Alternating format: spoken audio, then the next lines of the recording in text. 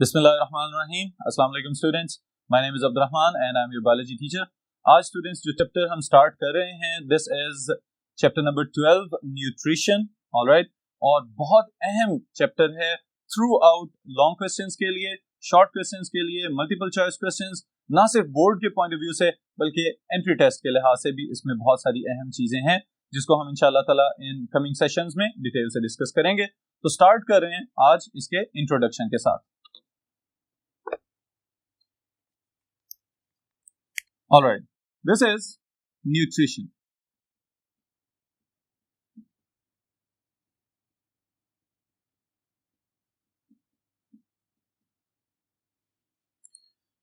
जी students, अब ये जो लफ्ज हम यहाँ पे लिख रहे हैं इसके पीछे एक बहुत जबरदस्त किस्म का बैकग्राउंड मौजूद है, और वो किस तरह से कि एक आसान से मुहावरे से, एक जो कहावत बोली जाती है उससे इसका आगाज करते हैं। नॉर्मली यहाँ पे कहा जाता है कि कुछ लोग दुनिया के ऊपर सिर्फ खाने के लिए जिंदा हैं और कुछ लोग सिर्फ जिंदा रहने के लिए खाते हैं। अब इसका मतलब ये है कि दोनों सूरतों में खाना itself it is one of the most significant process. Okay, अब इसकी अहमियत का हमें किस तरह से पता चलता है कि जब हम ये देखते हैं कि माइक्रो ऑर्गेनिजम्स जिनके पास ट्रू न्यूक्लियस भी मौजूद नहीं है, यानी bacteria that are prokaryotic organisms, उनके पास भी न्यूट्रिएंट्स का होना और डिफरेंट टेक्निक्स ऑफ न्यूट्रिशन का होना लाजमी बात है। बिल्कुल इसी तरह से फिर अगर एक स्टेप आगे चलें तो सिंपल मल्टीसेलुलर ऑर्गेनिजम्स जिनके पास कोई कम्प्लेक्स डाइजेस्टिव सिस्टम मौजूद नहीं है, वो भी खाना तो खाते हैं किसी ना किसी सूरत में, बेशक सिंपल डिफ्यूजन के जरिए खुराक को अंदर लेके जा रहे हों।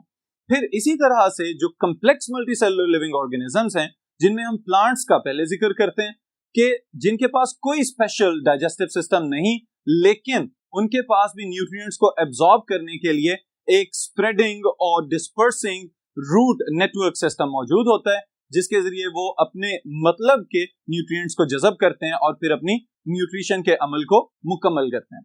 और फिर उसके बाद स्टूडेंट्स बात आ जाती है हाईएस्ट ऑर्गेनाइजेशन लेवल, एनिमल्स, और फिर सबसे ऊपर ह्यूमंस देमसेल्व्स।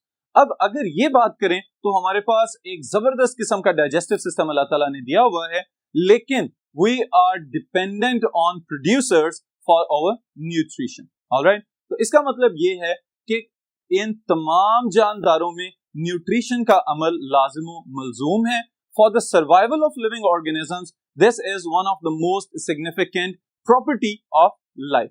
ऑलराइट, अब जरा इसको हम स्टार्ट कर रहे हैं। पहला ही जो शॉर्ट क्वेश्चन इसमें आएगा that is what is the difference between nutrition and nutrients. Alright, तो हम पहले लिखते हैं न्यूट्रिएंट्स की बात। जी स्टूडेंट्स, अब न्यूट्रिशन जैसा कि अभी मैंने बताया था एक अमल का नाम है, और इसमें कौन कौन से स्टेप्स शामिल होते हैं ये मैं अभी बताता हूं आपको। पहली चीज जो है दे आर न्यूट्रिएंट्स। न्यूट्रिएंट्स क्या है? खुराक के अज्जा। ऑलराइट, अब इसमें एक बड़ी अहम बात आती है कि बहुत सारे न्यूट्रिएंट्स ऐसे हैं कि जो हम डायरेक्टली प्रोड्यूसर से हासिल कर रहे हैं, लेकिन जब हम जनरल बात करेंगे तो हमारे जहन में प्लांट्स भी होने चाहिए, हमारे जहन में दूसरे एनिमल्स भी होने चाहिए, और उसके साथ ही साथ सिंपल और कम्प्लेक्स मल्टीसेलुलर लिविंग ऑर्गेनिजम्स भी शामिल करेंगे। कि nutrients themselves they are what? They are the carbohydrates,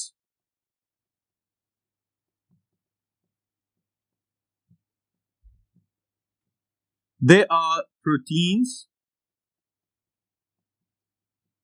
and they are fats or lipids.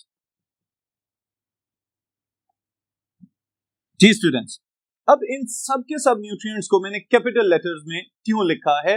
क्योंकि ये हमारी बॉडी की कंपोजिशन के लिए और साथ ही साथ हमारी बॉडी के बहुत सारे फंक्शंस परफॉर्म करने के लिए बहुत ज्यादा जरूरी हैं। ऑलराइट, अब इनकी सिग्निफिकेंस ये है कि carbohydrates they are the instant source of energies. Alright, हम अपने लिहाज से अगर बात करें प्लांट्स के अंदर, अगर हम बात करें प्लांट्स की, तो इसके अंदर हमें ये नजर आता है कि प्लांट्स का ना सिर्फ स्ट्रक्चर बल्कि फंक्शन और उनकी nutrition it is totally dependent on the synthesis and production and then utilisation of carbohydrates. Okay, फिर उसके बाद दूसरी चीज प्रोटीन्स और फैट्स और लिपिड्स वगैरह, ये कंस्ट्रक्टिव मॉलिक्यूल्स भी हैं और साथ ही साथ इनको खुराक के जखीरे के तौर पे भी इस्तेमाल किया जा सकता है with in plants, with in fungi and even with in animals and human beings. Alright, फिर उसके बाद स्टूडेंट्स एक और अहम बात आती है, ना सिर्फ इन तीनों की, बल्कि अगर हम इनके साथ ही साथ विटामिन्स की बात करें, हम इलेक्ट्रोलाइट्स की बात करें, या फिर मिनरल्स की बात करें, तो ये वो न्यूट्रिएंट्स कहलाएंगे कि जो बहुत ज्यादा मिकदार में तो इनकी हमें जरूरत नहीं है, बट स्टिल इनके बगैर हमारे मेटाबॉलिक प्रोसेसेस मुकम्मल नहीं किए जा सकते। ऑलराइट, इसलिए हम इनको कहते हैं कि दे आर एसेंशियल न्यूट्रिएंट्स। अब देखें, जो पहले तीन न्यूट्रिएंट्स जिनका हमने जिक्र किया है, carbohydrates and proteins and fats, ये ना सिर्फ कंस्ट्रक्टिव हैं बल्कि एट द सेम टाइम बहुत ज्यादा मेटाबॉलिक एक्टिविटीज में भी हेल्पफुल हैं। लेकिन उन रिएक्शंस को मुकम्मल करने के लिए हमें विटामिन्स की और इलेक्ट्रोलाइट्स की और मिनरल्स की जरूरत है। ओके, ये किस तरह से है ये अभी हम डिटेल में देखेंगे। इसके बाद मैं यहां पे एक और सब्सटेंस का नाम लिख रहा हूं students, H2O, generally known as water. अब देखें, अगर हम इसको कहें this is the solvent of life, okay, अब सॉल्वेंट ऑफ लाइफ या लिक्विड ऑफ लाइफ, तो इससे क्या मुराद है कि all the life forms they have originated from water as well as in their composition। हम अपनी बात कर रहे हैं तो 70% तक पॉसिबल है कि हमारी बॉडीज के अंदर वाटर मौजूद हो, और इसी तरह बहुत सारी सब्जियां और पौधे जो 80% से ज्यादा जिनके अंदर पानी मौजूद हो सकता है। हमारा ब्रेन, हमारी बोन्स, हमारा ब्लड, ये सब के सब कॉन्स्टिट्यूएंट्स पानी के बगैर नामुकम्मल हैं। तो पानी हमारी बॉडी को बना भी रहा है और एट द सेम टाइम ये भी मुमकिन है कि हमारे ये तमाम मेटाबॉलिक एक्टिविटीज एक्वस मीडियम के ऊपर डिपेंडेंट हैं। तो एक्वस मीडियम जहां पे पानी मौजूद हो, तो पानी ना सिर्फ हमारे स्ट्रक्चर्स को बनाने में मदद दे रहा है बल्कि एट द सेम टाइम हमारे मेटाबॉलिक एक्टिविटीज के अंदर इसका बहुत जबरदस्त किस्म का किरदार है। ऑलराइट, देन यहीं पे चले मैं एक्सप्लेन करता चलूं एक और बात, मेटाबॉलिज्म।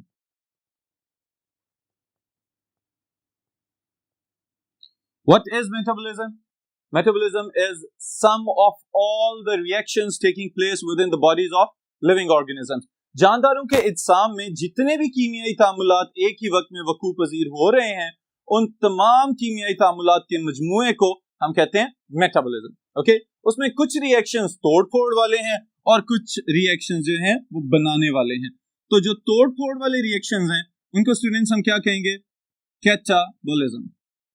ऑलराइट, और जो रिएक्शंस जिनमें स्ट्रक्चर्स को बनाया जाएगा they are known as anabolic reactions and that part is known as anabolism. Alright, अब ये मेटाबॉलिक रिएक्शंस और मेटाबॉलिक रिएक्शंस के साथ ही साथ जो दो इसकी टाइप्स हैं, एक में तोड़फोड़ वाले रिएक्शंस को शामिल किया जाएगा और दूसरे में सिंथेसिस वाले रिएक्शंस को शामिल किया जाएगा। These are the two types of reactions that are involved in metabolic reactions. Okay, अब metabolism itself is involved in nutrition. Alright,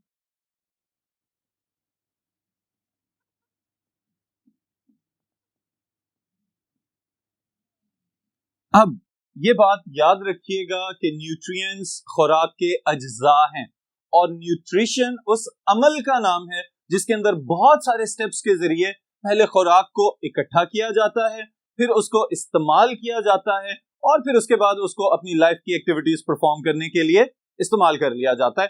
for example, अगर यहाँ पे हम स्पेसिफिक टर्म्स मेंशन करना चाहें, हम कह सकते हैं it is a process to acquire the nutrients, किस तरह से हासिल किया जाएगा, then to utilise these nutrients, उनको इस्तेमाल किस तरह से किया जाएगा, फिर उसके बाद स्टूडेंट्स हम एक और बात यहाँ पे शामिल कर रहे हैं, to assimilate them.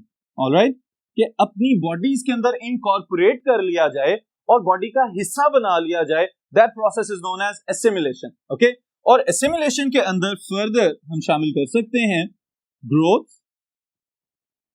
Alright, repair और maintenance activities of the body. जी स्टूडेंट्स, अब आपको अंदाजा हो गया होगा कि खुराक को हासिल करने से लेके उसको अपनी नशोनुमा और अपनी ग्रोथ और अपनी मेंटेनेंस के लिए इस्तेमाल करना, ये सब चीजें न्यूट्रिशन के अमल में शामिल की जाती हैं। ऑलराइट, फिर इसके साथ ही साथ चूंकि हम 5 किंगडम सिस्टम्स देख चुके हुए हैं, तो टोटल लिविंग ऑर्गेनिजम्स को अगर डिस्ट्रीब्यूट किया गया है 5 मुख्तलिफ किंगडम्स में, तो इसमें यह भी पॉसिबल है कि मोड ऑफ न्यूट्रिशन, खुराक हासिल करने के तरीके एक दूसरे से मुख्तलिफ हों। तो ये एक और शॉर्ट क्वेश्चन है यहाँ पे, इसको हम लिखते हैं यहाँ पे, types of nutrition.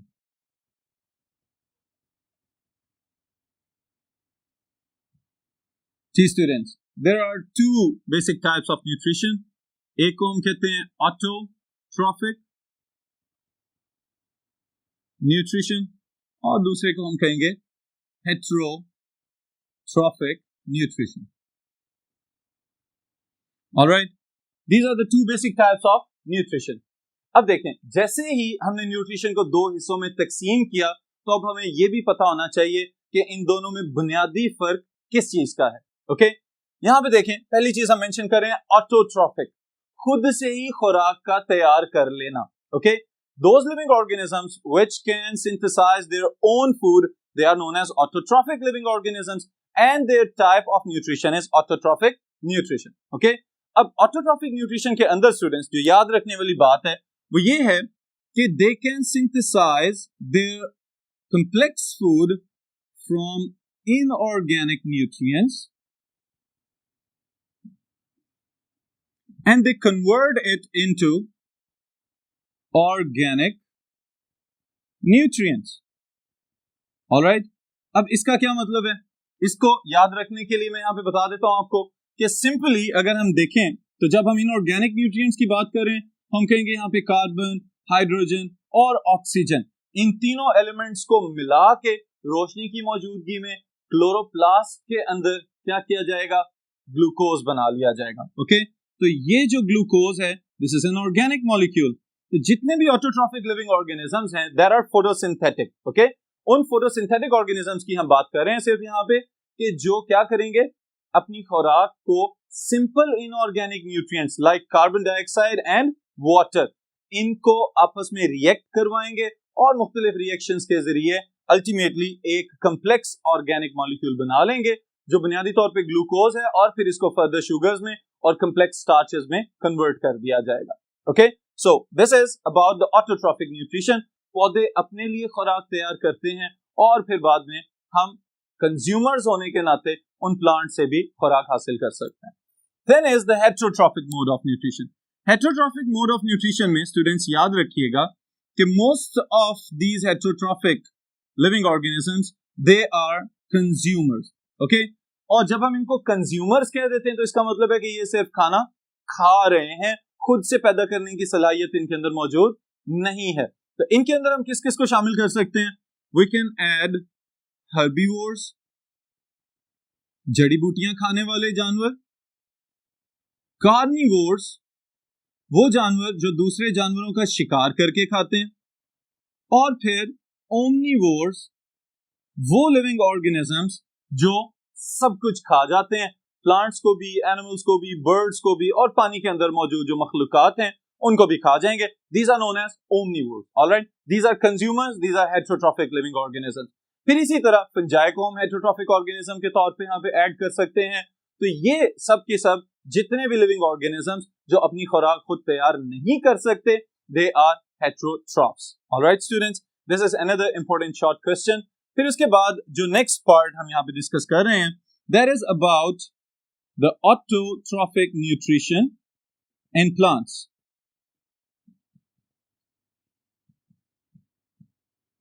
Autotrophic nutrition और ऑटोट्रॉफिक न्यूट्रिशन में प्लांट्स का जिक्र करेंगे सीधे। जी, अब ये वाला जो टॉपिक है students, it is more informative जितना हम इसको अगर समझें और डिटेल से देखें।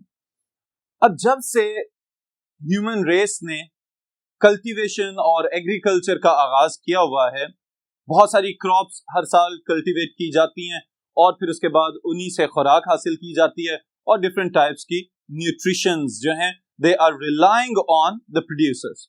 अब देखें कि अगर किसी एक फील्ड के ऊपर कोई एक ही फसल कई सदियों से ग्रो कर रही है, तो इसका मतलब ये है कि वहां पे उस सॉइल के अंदर जो न्यूट्रिएंट्स मौजूद थे, वो न्यूट्रिएंट्स क्या अब तक उसी मिकदार में मौजूद होंगे कि जितने वो पहले दिन थे? नो, ऐसा तो पॉसिबल नहीं है।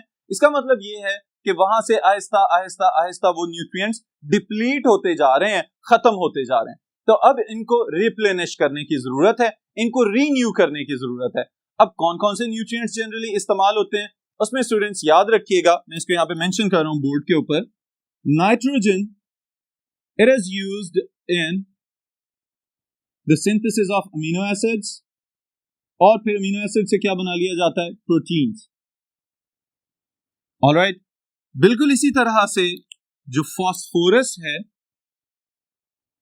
That is used in the synthesis of ATP, adenosine triphosphate, the energy currency of the cells, as well as we can add nucleotides, okay, और न्यूक्लियोटाइड्स कहां कहां पे मौजूद हैं? इन RNA and DNA, nucleic acids. Alright students, इसका मतलब ये है कि फास्फोरस जो है वो किसी भी लिविंग ऑर्गेनिज्म के जेनेटिक मटेरियल की सिंथेसिस के लिए बहुत ज्यादा अहम है। फिर अगर हम मजीद एक और एग्जांपल देख लें तो magnesium, that is important in synthesis of what? Chlorophyll. Alright, वो मॉलिक्यूल कि जिसका काम है लाइट को कैप्चर करना और फिर कैप्चर करने के बाद उसको लाइट एनर्जी की बजाय केमिकल एनर्जी में कन्वर्ट कर देना। It is itself needing what? Magnesium. अगर इसकी कमी हो जाएगी तो उसकी वजह से फिर कोई और अलामत नजर आएंगी और पौधा सही तरीके से फोटोसिंथेसिस नहीं कर सकेगा। उसके बाद स्टूडेंट्स एक और mineral nutrient, that is iron. अब आयरन की अहमियत क्या है? It is used to synthesize specialized cytochrome proteins inside the cells. अब मेम्ब्रेन्स के ऊपर ये प्रोटीन्स मौजूद होती हैं और इलेक्ट्रॉन ट्रांसपोर्ट्स में बहुत ज्यादा हेल्पफुल हैं। अब ये जो न्यूट्रिएंट्स हैं, अगर स्टूडेंट्स हम सिर्फ ये गौर करें कि बुनियादी तौर पे किसी फील्ड के अंदर अगर इन्हीं न्यूट्रिएंट्स की कमी हो जाए तो क्या ये पॉसिबल है कि प्लांट्स वहां पे ठीक तरीके से ग्रो कर सकेंगे?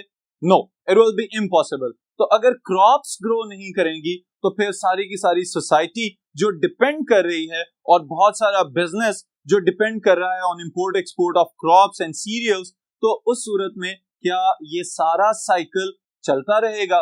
नो, हर चीज डिस्टर्ब होती जाएगी। तो इसके लिए जरूरी है कि जिस भी खेत के अंदर कोई फसलें काश्त की जा रही हैं, अगर वहां से न्यूट्रिएंट्स को मुसलसल क्रॉप्स एब्जॉर्ब कर रही हैं तो उन सॉइल्स को हम बार बार रीन्यूअल के फेज में से गुजारें, उनमें आर्टिफिशियल फर्टिलाइजर्स ऐड करें, उनके अंदर सीवेज स्लज वगैरह ऐड करें। ये जो गटरों से निकला हुआ मटेरियल होता है, it is rich in organic substances, और फिर इसके साथ ही साथ इसमें बहुत सारे न्यूट्रिएंट्स होते हैं।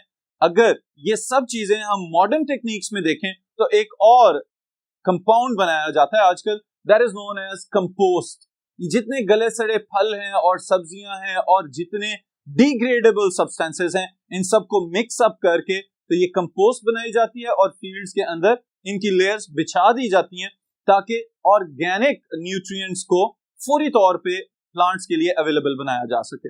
ऑलराइट, फिर स्टूडेंट्स अगर ये भी सहूलत ना मुयसर हो तो उस सूरत में क्या किया जाता है? आर्टिफिशियल फर्टिलाइजर्स, जो कि निस्बतन एक चीपेस्ट सोर्स बनते हैं, और उनमें पाकिस्तान के अपने अंदर ऐसे बहुत सारे कारखाने मौजूद हैं जहां पे आर्टिफिशियल फर्टिलाइजर्स बनाए जा रहे हैं। और इसके लिए मैं आपको कहूंगा कि आप याद रखिए NPK। ऑलराइट, ये तीन न्यूट्रिएंट्स जितने ज्यादा अहम हैं और इन्हीं तीनों न्यूट्रिएंट्स से रिलेटेड जो फर्टिलाइजर्स हैं वो पाकिस्तान के अंदर अब तैयार हो रहे हैं। ऑलराइट, जिसमें यूरिया खाद जिसको हम कहते हैं, और फिर इसी तरह जो फॉस्फेट्स हैं, सुपर फॉस्फेट्स जिनको हम कहते हैं, और फिर इसी तरह नाइट्रेट्स वगैरह, they are very much important for the replenishment of the soil to grow better and healthy crops. Alright, फिर उसके बाद स्टूडेंट्स एक और जो बात हम यहाँ पे डिस्कस करेंगे, that is again important for multiple choice questions. तो बस इन स्टेटमेंट्स को मैं यहाँ पे मेंशन करता हूं और आप इनको याद कर लीजिएगा। This is about the nutrient deficiencies.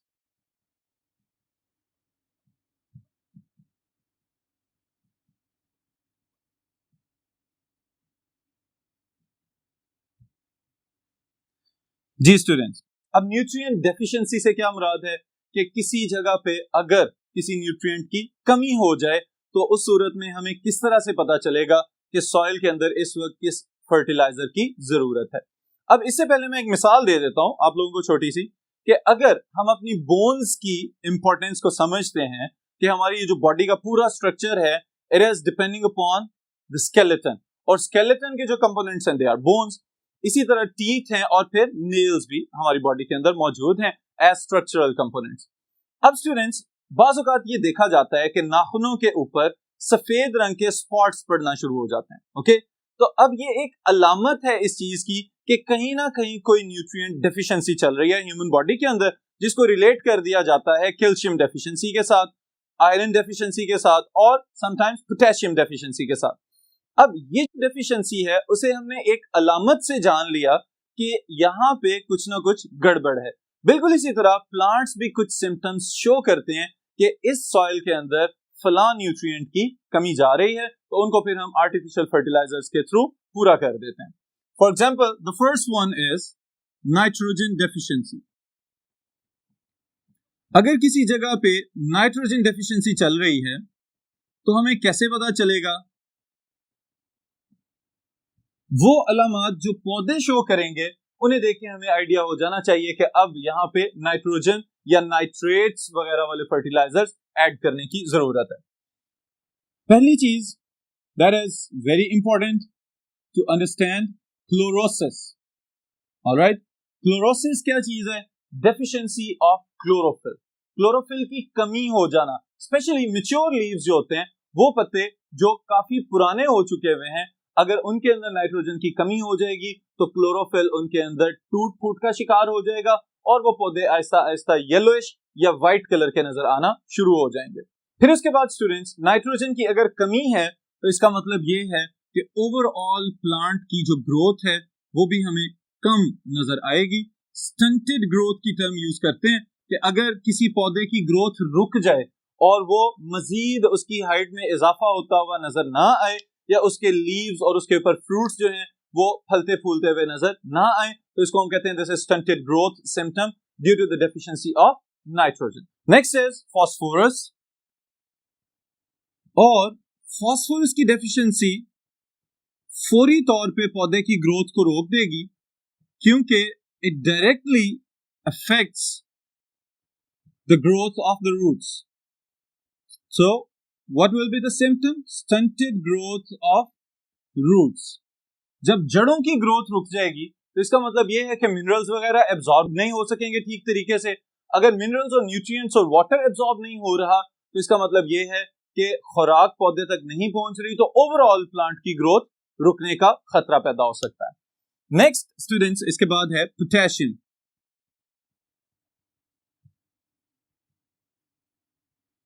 Potassium की डेफिशिएंसी की कुछ सिंपल और बहुत प्रोमिनेंट किस्म की अलामत नजर आती हैं। अगर किसी पौधे में पोटेशियम की डेफिशिएंसी चल रही है तो उसकी वजह से क्या होगा?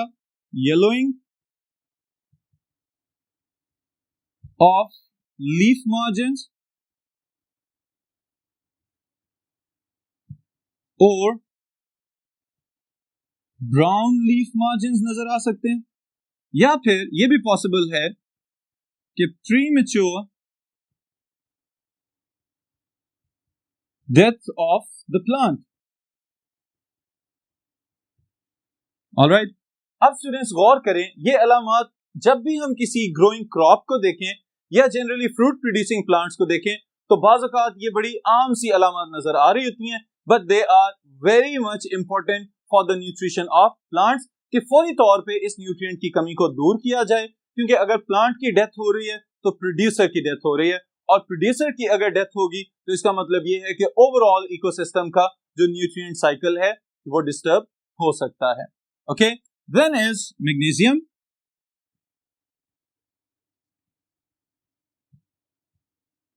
और मैग्नीशियम की डेफिशिएंसी स्टूडेंट्स, इसका मतलब है कि क्लोरोफिल नहीं बनेगा, और deficiency of chlorophyll is known as chlorosis. Alright, इससे क्या होगा कि क्लोरोफिल कम हो जाएगा, फोटोसिंथेसिस का रेट कम होगा, तो प्रोड्यूसर्स की प्रोडक्शन की एबिलिटी कम हो जाएगी। ओके, तो इस लिहाज से मैं सिर्फ यही कहूंगा कि बिल्कुल इसी तरह से कि जैसे हम अपनी न्यूट्रिशन का ख्याल रखते हैं, अगर आपके घर में पौधे मौजूद हैं तो अब आपको काफी हद तक आइडिया हो गया होगा कि इनको भी खुराक की जरूरत है। बिल्कुल उसी तरह से कि जैसे हमें अपने सर्वाइवल के लिए चाहिए, प्लांट्स के न्यूट्रिएंट्स का भी ख्याल रखा जाए।